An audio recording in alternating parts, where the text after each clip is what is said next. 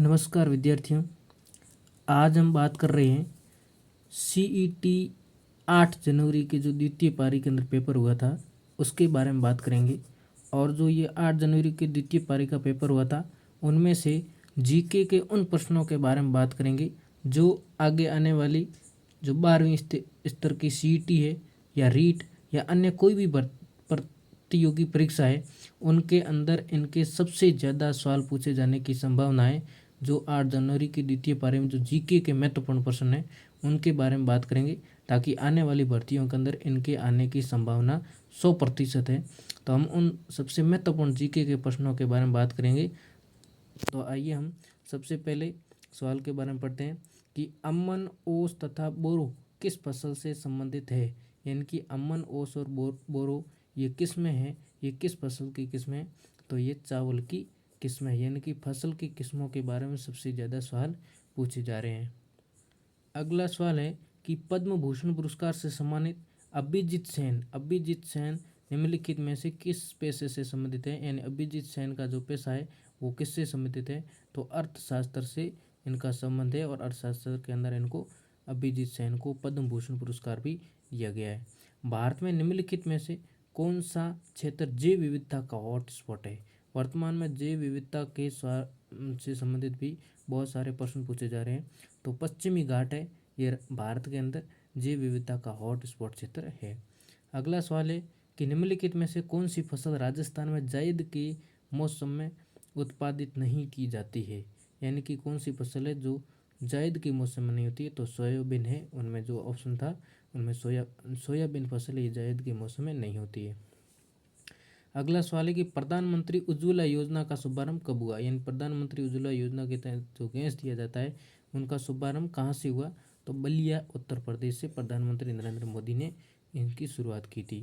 अगला सवाल है कि कॉमनवेल्थ गेम्स 2026 की मेजबानी कौन सा देश करेगा। तो ये जो करंट अफेयर्स का सवाल है ये बहुत आने वाली भर्ती परीक्षा है उनके अंदर पूछने की संभावना है। तो 2026 के अंदर जो कॉमनवेल्थ गेम होंगे उनकी मेजबानी कौन करेगा।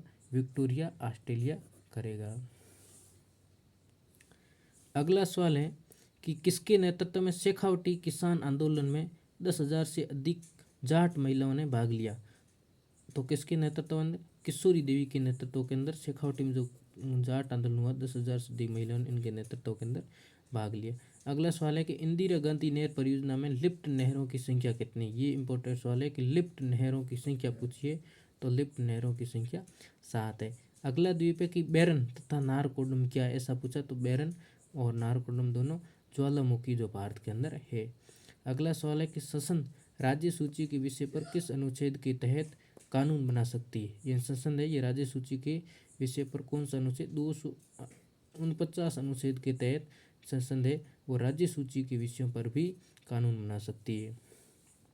अगला सवाल है कि राजस्थान में मुख्यमंत्री पर्यटन उद्योग संबल योजना कब प्रारंभ की गई। राजस्थान मुख्यमंत्री पर्यटन उद्योग संबल योजना 2021 में प्रारंभ की गई।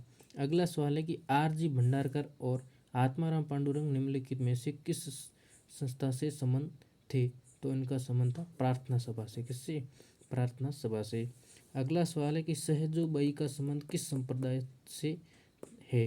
तो सहजोबाई का जो संबंध है वो चरणदास जी संप्रदाय से है। किससे। चरणदास।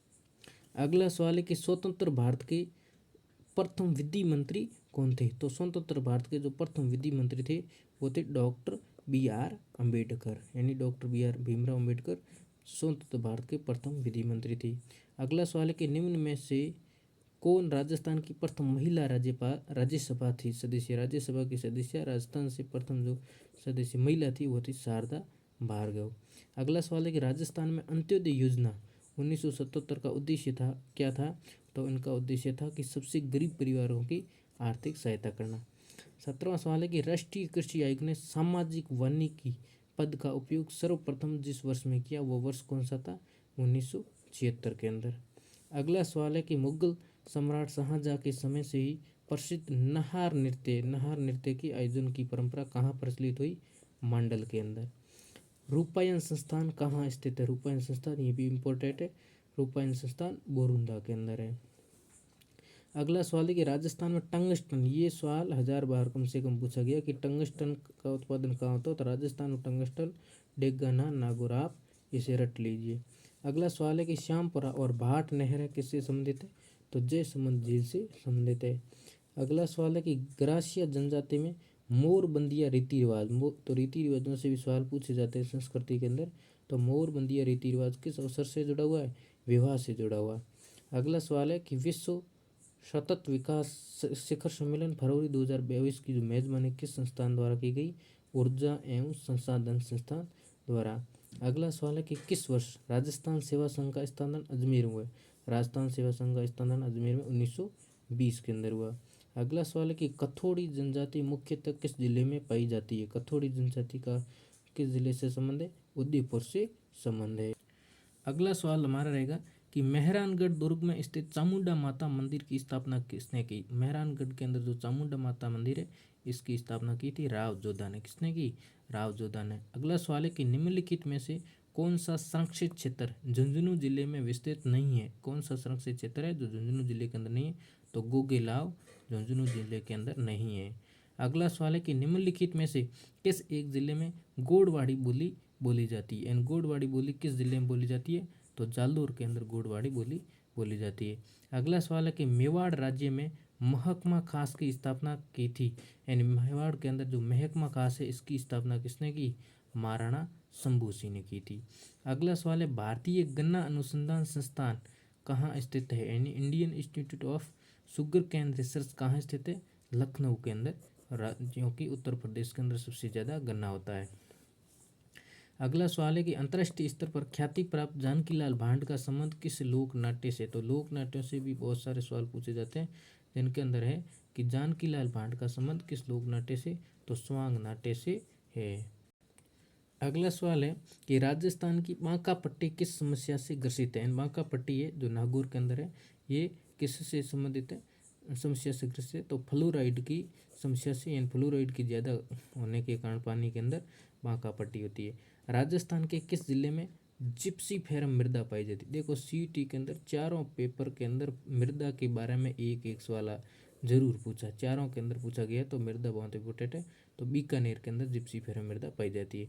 अगला सवाल है कि बूंदी स्थित रंगमहल जो सुंदर भित्ति चित्रों से सुसज्जित है किसने बनवाया, तो बूंदी में स्थित जो रंगमहल है सुंदर भित्ति बनाया था राव छत्रसाल ने।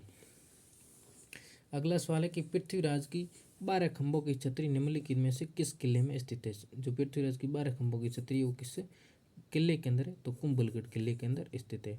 अगला सवाल है कि भारत में सबसे छोटा यानी लंबाई में राष्ट्रीय राजमार्ग कौन सा, तो NH 548 है। अगला सवाल है कि भारत में कृषि आय की गणना की जाती है, भारत में कृषि आय की गणना किस प्रकार से की जाती है, तो निर्गत विधि से की जाती है। अगला सवाल है कि राजस्थान में 20 सूत्री कार्यक्रम 2006 में निम्नलिखित में से कौन सा बिंदु सम्मिलित नहीं है, तो कौन सा नहीं है, शहरी सड़कें सम्मिलित नहीं है। अगला सवाल है कि पूर्व पश्चिम गलियारा राजस्थान के निम्नलिखित में से किस जिले से नहीं गुजरता है, तो झालावाड़ से नहीं गुजरता है।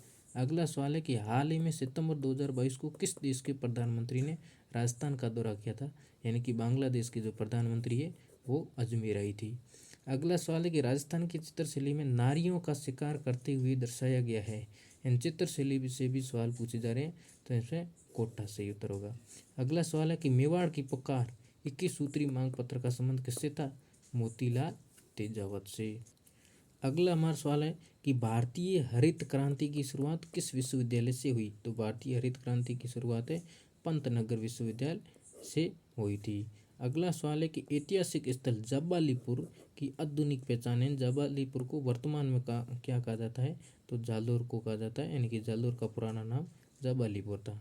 अगला है कि रबर का सर्वाधिक उत्पादक राज्य यानी सबसे ज़्यादा जो रबर है वो किस राज्य के अंदर होता है, तो केरल के अंदर होता है।